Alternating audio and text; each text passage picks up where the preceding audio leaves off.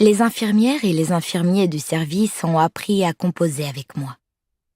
Je gère les allées et venues dans la chambre de Robin depuis qu'il y a été transporté il y a quelques heures, veillant à ce qu'il n'y ait pas trop de passage.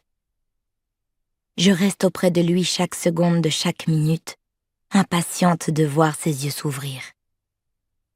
Il est bientôt l'heure pour les soignants de changer le pansement qu'il a sur le flanc. Et, dans leur protocole, il est prévu qu'aucun proche ne soit présent à ce moment-là.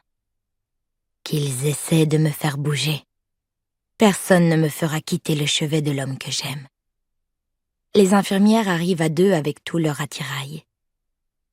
La première, qui soigne Robin depuis son arrivée ici, regarde sa collègue avec compassion.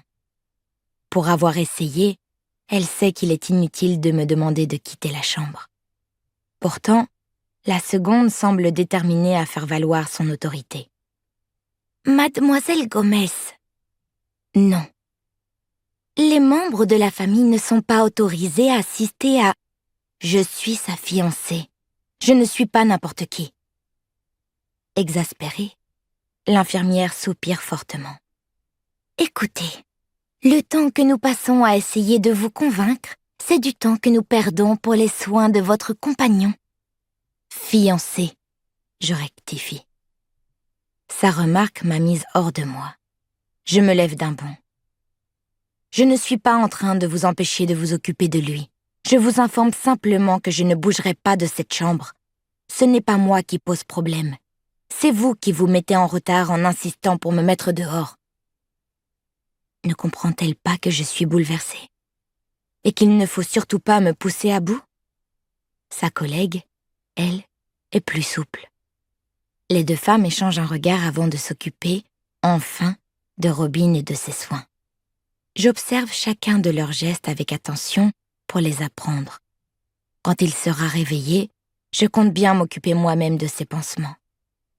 Cela me fait si mal de le voir ainsi, allongé sur le lit, torse nu et la taille bandée. Enfin, les infirmières s'en vont et je me réinstalle auprès de lui. Je me remets à lui parler. Quand les mots me manquent, je lui fredonne quelques-unes de nos chansons préférées. Je le caresse. Je lui dis que je l'aime au creux de l'oreille. Soudain, le haut de ses épaules se met à bouger et ses paupières s'ouvrent d'un coup. Je n'attends pas une seconde pour me précipiter sur lui. Il bat péniblement des paupières lorsqu'il sent mes doigts sur sa joue. Mes yeux rencontrent enfin les deux lagons de ses pupilles et je retrouve cette paix que je ressens uniquement quand il me regarde. « Hé !» je chuchote.